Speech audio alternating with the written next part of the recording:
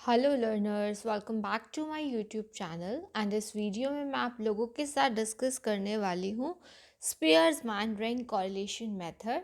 और ये रहने वाला है कॉरिलेशन एनालिसिस का पार्ट 5। इससे पहले पार्ट 1 टू पार्ट 4 में हम लोगों ने कॉरिलेशन का बेसिक्स ठीक है डिस्कस किया है, scatter diagram, Karl Pearson's coefficient of correlation, probable error and properties, काफ़ी सारी चीज़ें डिस्कस की हैं एंड आप लोगों के लिए बहुत ज़्यादा इंपॉर्टेंट है। तो आप लोगों को ज़रूर देखनी चाहिए। अगर कोई भी वीडियो मिस हुआ है तो उनका जो प्लेलिस्ट का लिंक है कॉरिलेशन एनालिसिस का, उसका लिंक मैंने आप लोगों को डिस्क्रिप्शन बॉक्स में प्रोवाइड किया है। आप लोग वहाँ क्लिक करके देख सकते हो। ठीक है, तो हम स्टार्ट करते हैं स्पीयर्समैन के रैंक कॉरिलेशन मेथड को। फर्स्ट ऑफ ऑल मीनिंग की बात करते हैं। This method of determining correlation was given by professor Spearman in 1904। देखो, उन्हीं के नाम पर ये पड़ा है स्पीयर्समैन रैंक कोरिलेशन मेथड। ठीक है, किसने दिया? प्रोफेसर स्पीयरमैन ने 1904 में। By this method correlation between qualitative data, आपने सुना होगा, एक होता है हमारा क्वांटिटेटिव डाटा, एक होता है क्वालिटेटिव। क्वालिटेटिव जैसे कि किसी की ब्यूटी, अब कि कौन कितना, मान लो अब हमने रैंकिंग देनी है। ठीक है, जैसे मान लो 3-4 गर्ल्स हैं या बॉयज़ हैं या जो भी है ना, मतलब इंडिविजुअल्स हैं, तो हमने उनको ब्यूटी के बेसिस पे रैंकिंग दी है। ठीक है, इस टाइप से हम क्या करते हैं फिर अलग अलग, जैसे इसको एग्जाम्पल के तौर पर मान लो जजेस हैं। ठीक है, उन्होंने, एक ने क्या रैंकिंग दिया, दूसरे जज ने क्या रैंकिंग दी है, फिर उनमें कितना कॉरिलेशन है, ये हम सीखेंगे। तो बेसिकली आप लोगों ने ये ध्यान रखना है कि रैंक कॉरिलेशन मेथड से हम लोग जो क्वालिटेटिव डाटा होता है, लाइक ब्यूटी, ऑनेस्टी, इंटेलिजेंस, जितनी भी क्वालिटीज़ हैं, उसको हम कंप्यूट कर सकते हैं, क्योंकि इसमें हम रैंकिंग देंगे। ठीक है, ऑर्डिनल स्केल सुना है ना आप लोगों ने, उस टाइप से such type of variables can be assigned ranks but there quantitative measurement is not possible. क्या हम ये कह सकते हैं कौन कितना सुंदर है, कितना? हाँ, हम ये ऑर्डर दे सकते हैं, रैंकिंग दे सकते हैं, बट क्वांटिफाई नहीं कर सकते ना इसको। ठीक है, जो रैंक कॉरिलेशन, इन्हीं जो क्वालिटेटिव डाटा होता है उसमें हम क्या यूज़ करते हैं? रैंक कॉरिलेशन यूज़ करते हैं। और फॉर्मूला क्या है? And formula is very very important for all of you. और देखो, मैं आप लोगों के लिए डिटेल में इसलिए वीडियो बना रही हूँ ताकि कोई भी क्वेश्चन आए आप इजीली अटेम्प्ट कर पाओ। ठीक है, देखो जो फॉर्मूला क्या रहता है, अब कैपिटल आर से हम इसको डिनोट कर रहे हैं। कैपिटल आर से मतलब रैंक कॉफिशिएंट ऑफ कॉरिलेशन। आपने पहले देखा था हम लोग स्मॉल आर का यूज़ कर रहे थे। ठीक है, जैसे कार्ल पियर्सन का निकाल रहे थे, इसमें थोड़ा डिफरेंस है। यहाँ पे हमने क्या दिया? आर। ठीक है, आर किसके इक्वल है? 1 - 6 into summation of D square. अभी आप सीखेंगे, मैं आपको करवाऊंगी इसका प्रैक्टिकल भी, ताकि आपके माइंड में कॉन्सेप्ट क्लियर हो जाए अच्छे से। ठीक है, divided by n into n square -1। और इसको अगर हम यहाँ मल्टीप्लाई करते हैं तो ये आता है हमारे पास। ठीक है, यहाँ पे आपके पास जो r है वो क्या है? Rank coefficient of correlation. d क्या है? Difference between two ranks. अभी आप देखेंगे कि टू रैंक्स किसकी हम बात कर रहे हैं। और n क्या है? Number of pair of observation. ठीक है, और जो अब ये एक आपका ये एमसीक्यू बनता है, क्वेश्चन बनता है कि जो रैंक कॉरिलेशन कॉफिशिएंट की वैल्यू है वो -1 से 1 के बीच में होती है। कुछ इंपॉर्टेंट पॉइंट्स हैं इसके रिगार्डिंग जो आपको ध्यान रखने हैं। देखो, जो वैल्यू है रैंक कॉरिलेशन कॉफिशिएंट की, वो इक्वल होती है पियर्सन्स कॉफिशिएंट ऑफ कॉरिलेशन के टू फीचर्स के लिए। अगर हम कैसे, जो रैंक्स हम दे रहे हैं ना, जैसे आप सीखेंगे, अगर हम उसको वैल्यूज़ दे दें, ठीक है, रैंक को हम वैल्यूज़ मान लें, एक्स और वाई मान लें। ठीक है, लेकिन कंडीशन ये है कि कोई भी रैंक वैल्यू रिपीट ना हो रही हो, यानी कि सभी रैंक वैल्यूज़ अलग अलग हो। ठीक है, ये बस थोड़ा सा आपको ध्यान रखना है। और जो हमारा समीशन ऑफ डी निकालते हैं, समीशन ऑफ डी का मतलब जो रैंक डिफरेंस निकालते हो ना, वो हमेशा 0 के इक्वल आता है। ठीक है, इससे आपको अगर डी, आपका summation of D, D square की बात नहीं हो रही, यहाँ समीशन ऑफ डी की बात हो रही है, टोटल ऑफ डी की। अगर वो 0 नहीं आ रहा है, इसका मतलब आपकी कैलकुलेशन में कोई प्रॉब्लम है। ये चीज़ भी ध्यान रखना, हमेशा जो समीशन ऑफ डी होगा वो किसके इक्वल होगा? 0 के इक्वल होगा। ठीक है, अब देखो, जो हम बात कर रहे हैं, 3 सिचुएशंस में आप रैंक कॉरिलेशन को निकाल सकते हो जब आपको रैंक ऑलरेडी क्वेश्चन में दिए होंगे। ठीक है, क्या होगा, आप लोगों को ऑलरेडी क्वेश्चन में रैंक दिए होंगे। दूसरा हो सकता है कि आपको रैंक नहीं दिए होंगे, ठीक है। तो मैं आपको तीनों सिचुएशन में एक एक प्रैक्टिकल करवा दूंगी ताकि आपका कॉन्सेप्ट क्लियर हो जाए। थर्ड सिचुएशन में या फिर रैंक इक्वल होंगे, ठीक है, या फिर रिपीटेड या फिर टाइड रैंक होंगे। तो सबसे पहले हम करते हैं व्हेन रैंक्स आर गिवन। देखो, जब रैंक गिवन होते हैं तो हम एक स्टेप्स क्या क्या फॉलो करते हैं अपने कॉरिलेशन कॉफिशिएंट को निकालने के लिए। सबसे पहले हमें क्या करना पड़ता है, रैंक डिफरेंस, जो डी बात हो रही है वो निकालते हैं। और वो कैसे निकालते हैं वो अभी आपको मैं प्रैक्टिकल के थ्रू करवाऊंगी। इसका क्या फॉर्मूला होता है, R1 - R2, ठीक है।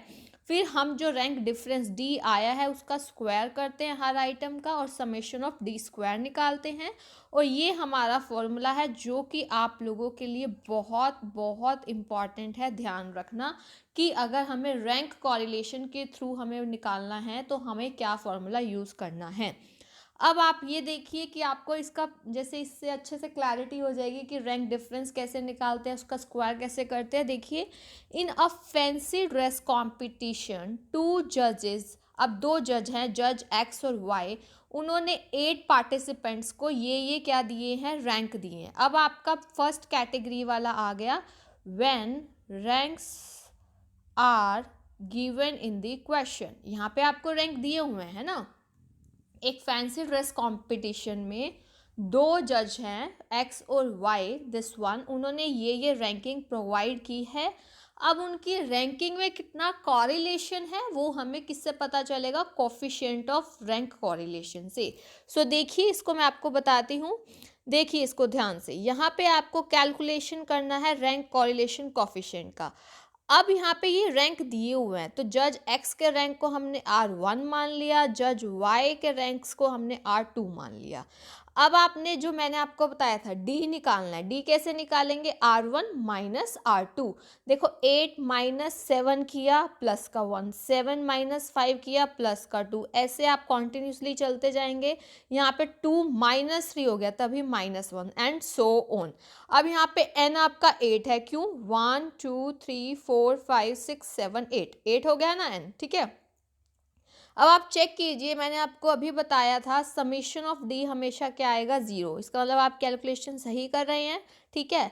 अब समीशन ऑफ डी तो 0 आएगा। अब आप लोगों ने क्या निकालना है, डी स्क्वायर। आप क्या करेंगे, डी स्क्वायर निकालेंगे। डी स्क्वायर कैसे निकलेगा, +1 का स्क्वायर +2 का स्क्वायर, जैसे भी देखो, अब जब स्क्वायर कर देते हो तो माइनस भी प्लस में चेंज हो जाता है, ठीक है। अब हमें समीशन ऑफ डी स्क्वायर चाहिए। अब हमारा जो मेन फॉर्मूला है वो आप लोगों ने ध्यान रखना है। हमारा जो फॉर्मूला है वो 1 - 6 into summation of D square divided by n³ - n। 1 - 6 into D square क्या है, समीशन 32 डिवाइडेड बाय n 8 है। तो यहाँ पे हमने इसको पुट किया और इसको सॉल्व किया तो आप देखिए 0.619 आ गया ना। 0.25 से 0.75 के बीच में लाई कर रहा है ये पॉजिटिव। तो there is a moderate degree of positive relationship between two judgements. I hope अब आपको अच्छे से क्लैरिफाई हो गया होगा कि हम रैंक डिफरेंस कैसे निकालते हैं, उसका स्क्वायर कैसे करते हैं और फिर उसका जो रैंक कॉरिलेशन है वो कैसे निकालते हैं। अब सेकेंड सिचुएशन ये हो सकती है कि when ranks are not given. मैंने आपको 3 केसेस बताने हैं। फर्स्ट मैंने आपको क्लैरिफाई कर दिया है कि जब आपको रैंक दिया हुआ है क्वेश्चन में। अब सेकेंड है जब आपको रैंक नहीं दिया गया है तो क्या स्टेप्स होंगे, ठीक है। When we are given the actual data not the ranks, तो हम क्या क्या करेंगे, फर्स्ट ऑफ ऑल हम रैंक खुद प्रोवाइड करेंगे on the basis of their size. और जनरली हम क्या करते हैं, लार्जेस्ट वैल्यू को रैंक 1 देते हैं, सेकेंड लार्जेस्ट को सेकेंड रैंक देते हैं, similarly other values are ranked, ठीक है।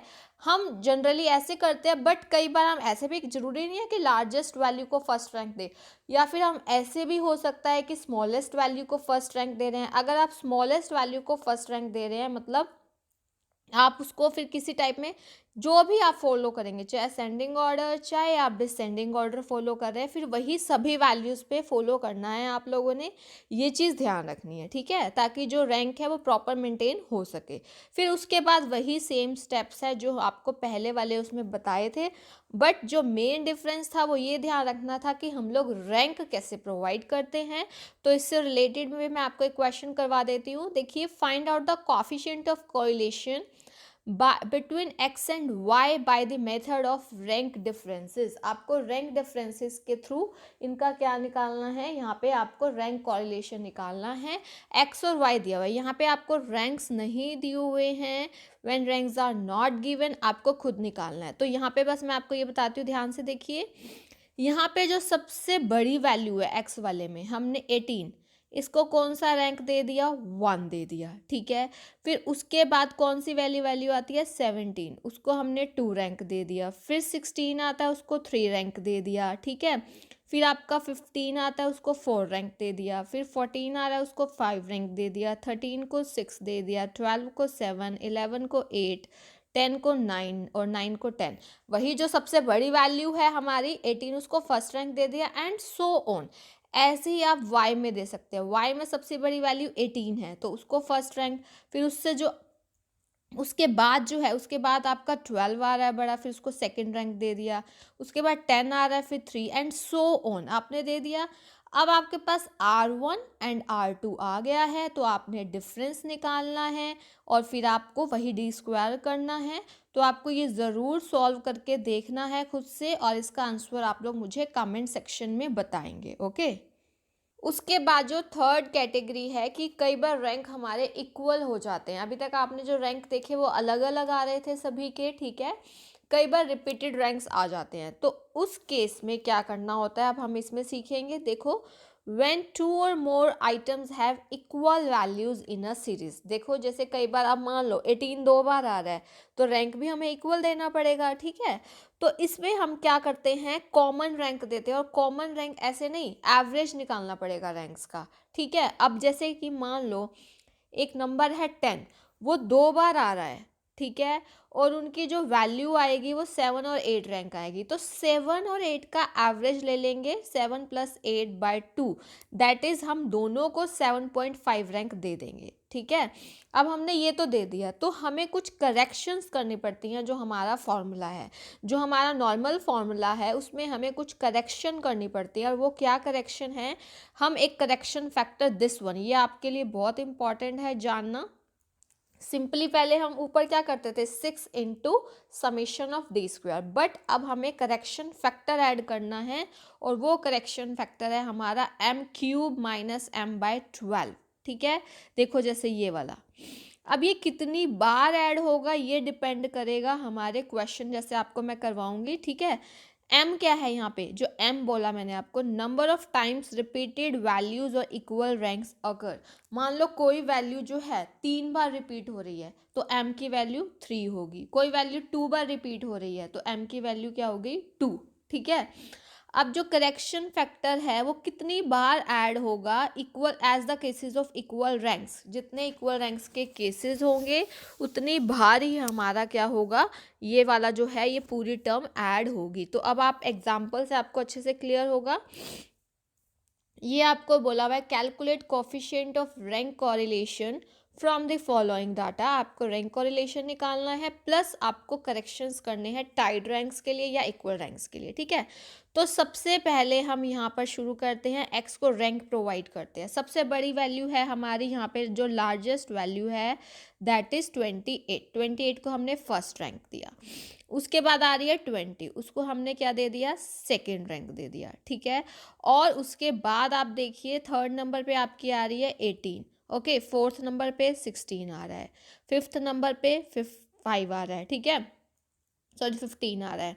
उसके बाद सिक्स नंबर पे 12 आ रहा है। अब 12 के बाद आप देखेंगे, जो मेन चीज़ आपको समझानी है, दिस वन, ये देखिए जो 10 है, अब यहाँ पर 10 आ रहा है, 2 बार आ रहा है। अब इसका मतलब अब हमें यहाँ पे कौन कौन सा, 6 तक रैंक दे दिया, कौन सा बचा, 7 और 8। तो 7 और 8 का एवरेज लेंगे, 15/2 दैट इज 7.5। तो हमने जो है इनको रैंक कौन सा दे दिया, 7.5 और 7.5।